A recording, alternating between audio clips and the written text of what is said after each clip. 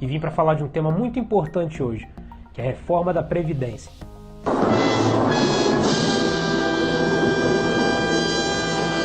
Calma pessoal, não precisa criar pânico e nem sair do vídeo. Só peço que você me escute um pouquinho, que eu vou abordar alguns temas aqui que são bem relevantes. Vou tentar explicar algumas coisas sobre a reforma que está sendo. Primeiro é importante entender como funciona a nossa previdência social atual. Ela funciona através de um sistema de pirâmide, onde a base, quem tá por baixo, ou seja, quem está entrando no mercado de trabalho, quem está ativo no mercado de trabalho, contribui para a aposentadoria daqueles que já estão aposentados, aquela galera que já se aposentou, que já cumpriu a sua missão enquanto trabalhador. Então, hoje funciona como uma espécie de pirâmide. A base sustenta o topo. Quando esse formato foi desenvolvido lá atrás, tinha muita coerência, fazia muito sentido, até pelo estilo de vida e pela cultura que a sociedade tinha naquela época. O problema é que o tempo foi passando e as coisas mudaram demais, né? Antigamente as famílias tinham diversos filhos, era cultural isso, você ter muito filho, 5, 6, 7, 8, 9, 10, quanto mais filho, melhor. Era uma questão cultural mesmo. As pessoas começavam a trabalhar muito cedo, então quanto mais cedo elas entram no mercado de trabalho e começam a contribuir com o INSS, isso também tem um impacto. E além disso, elas tinham filho também muito cedo.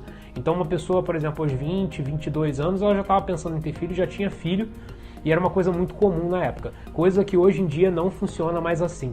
Então hoje, como é a nossa realidade?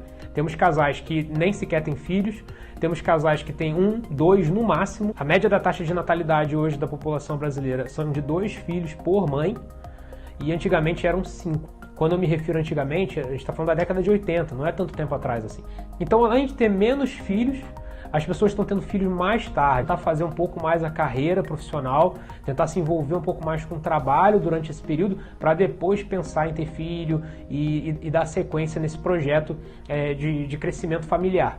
Então você concorda comigo, se temos menos pessoas nascendo e menos pessoas trabalhando ativas no mercado de trabalho, em algum momento essa conta não iria fechar. E é o que está acontecendo hoje. O modelo da Previdência Social foi desenvolvido para que 5 pessoas trabalhem e sustentem uma pessoa, por isso que é uma pirâmide, né? Então a gente tem uma base onde 5 pessoas trabalham e isso sustenta uma pessoa no topo, um aposentado.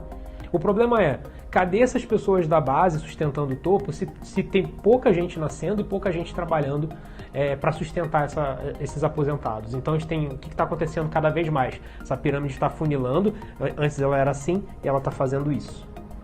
Onde cada vez mais o topo está ficando muito grande, com muito aposentado, e a base com cada vez menos trabalhadores para sustentar esse topo.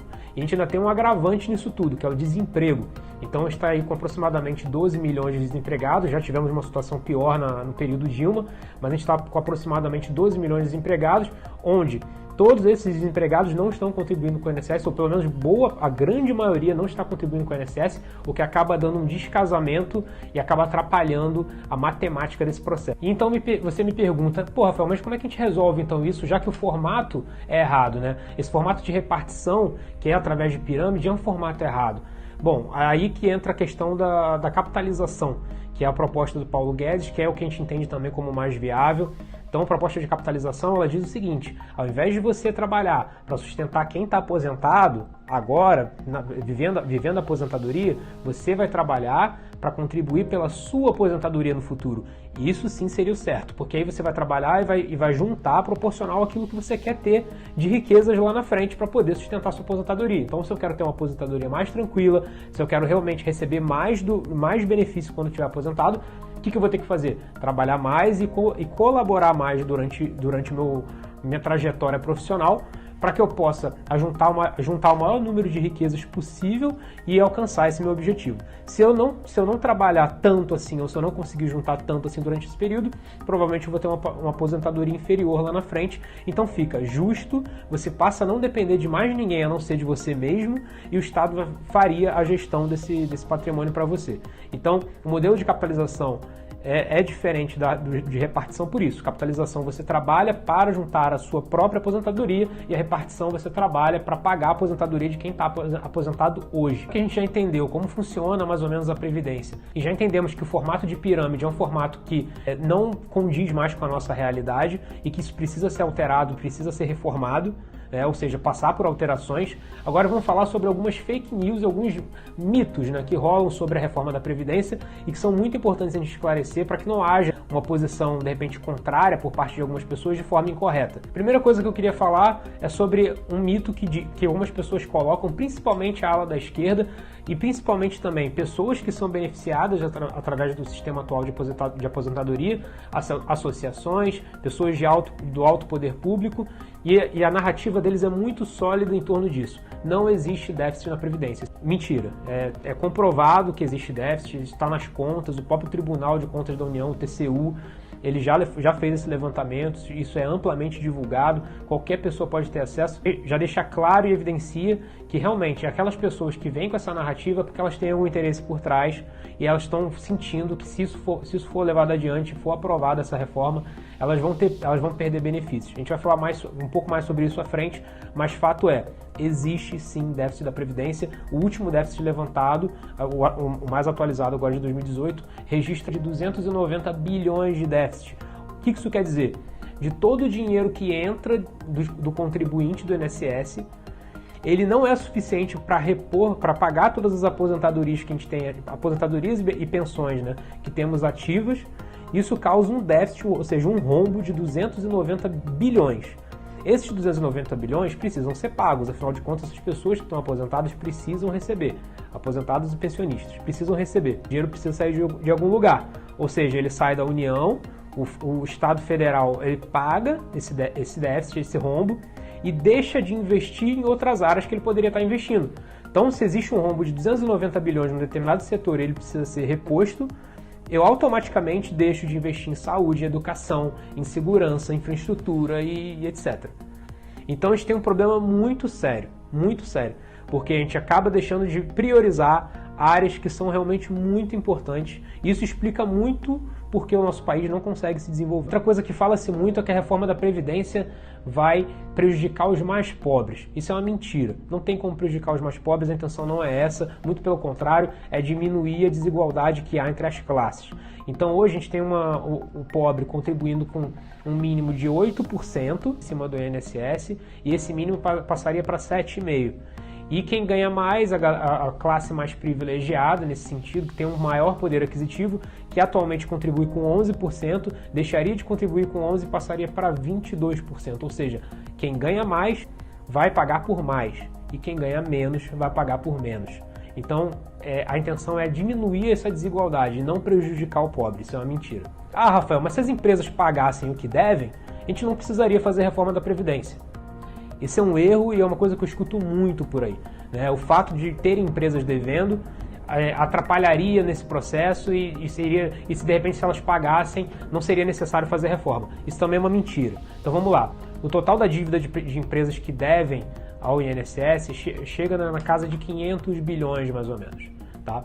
1/3 dessa dívida já está sendo ajuizada, já está em processo litigioso, já está em negociação e essas empresas já estão se estruturando para pagar. Um outro terço dessa dívida são de empresas que já faliram, já quebraram, não existem mais, como é o caso da MASP, da Mesbla, da Varig. Então como essas empresas já faliram, elas não têm como pagar por algo porque elas não existem mais. Então basicamente isso é como a gente dá como dívida perdida, não tem jeito, 1/3 desse valor já era. Quanto que dá então para recuperar ainda, Rafael? Cerca de 180 bilhões dá para recuperar. Mas eu falei um pouco anteriormente no vídeo que nosso déficit atual é de 290 bilhões. Então, você concorda comigo, se a gente recuperar 180 bilhões, a gente não quita o déficit e não resolve o problema. Não é simples assim. Por mais que você faça processos de negociação, pressão nessas empresas, etc., você não vai receber esse dinheiro da hora para outra.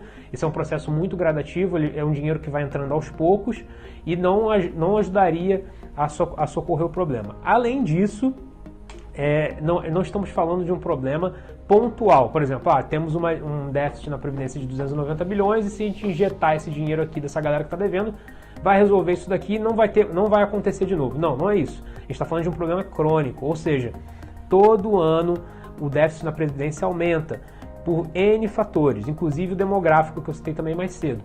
Então, se esse déficit ele só tende a aumentar e a gente injeta um dinheiro de forma pontual, para sanar um problema pontual, você concorda que apesar de melhorar a curto prazo, você não resolve a médio e longo prazo, e isso daí tende a crescer novamente, ou seja, não tem para onde correr, precisa fazer a reforma. Muita gente fala também, poxa, Rafael, mas se recuperasse todo esse dinheiro de corrupção que foi desviado, que teve esses problemas todos que a Polícia Federal investigou ao longo desses 4 anos, será que não dava para a gente repor esse déficit e aí, de repente, não fazer a reforma?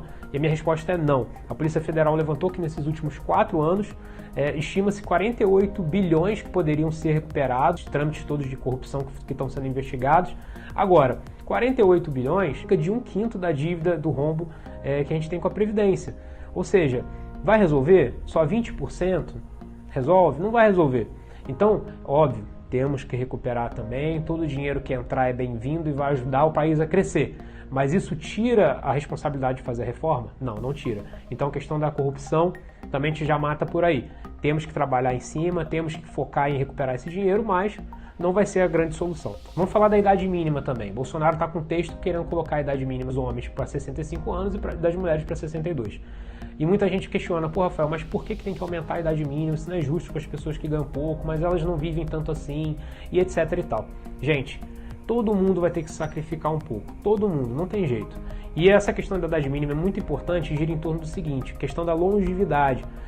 A população está vivendo mais, ela está envelhecendo mais, ela está conseguindo chegar em patamares de idade que antes ela não conseguia chegar. Ou seja, ela acaba passando mais tempo aposentada do que ela passava antes. Essa conta novamente não vai fechar se continuar dessa forma.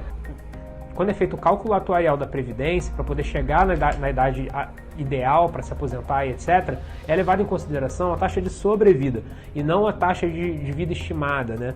Então, por exemplo, no Brasil, a taxa de sobrevida ela equivale a 65 anos mais 18 anos, ou seja, 18 anos de sobrevida. Isso equivaleria mais ou menos a 83 anos. Então a média nacional é que o brasileiro ele consegue chegar numa sobrevida de 83 anos. É uma média nacional que varia muito pouco de estado para estado, ou seja, todo o cálculo é feito com base nisso. Se você considerar que o homem está se aposentando com 65 e a mulher com 62, tá ok, não tá nada tão absurdo assim. Aí você vai falar assim, mas e o trabalhador que ganha pouco e tal, vai ter que trabalhar, ou um pedreiro, por exemplo, que vai ter que trabalhar até tarde, ele faz um trabalho braçal e tal.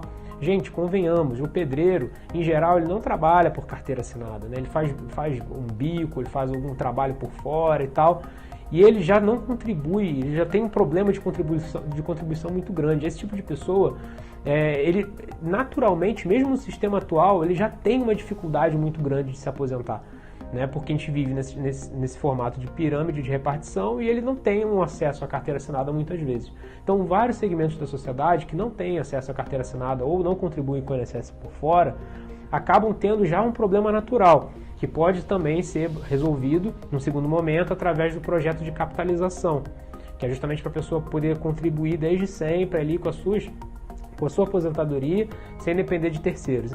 Agora, o que provavelmente vai acontecer em cima disso tudo que eu estou conversando aqui com vocês é que isso tudo vai ser debatido.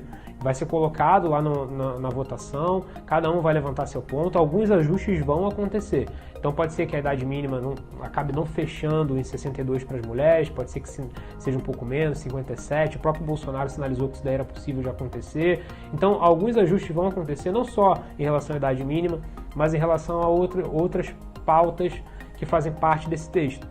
E a gente precisa aguardar para ver o que vai ser decidido lá na hora. Lembrando que quanto mais mexe, menos dinheiro se arrecada. E a gente precisa ter uma economia nesse setor para conseguir fazer outros setores da sociedade crescerem. Então o texto atual ele prevê que o Brasil vai conseguir economizar cerca de 1 trilhão em 10 anos.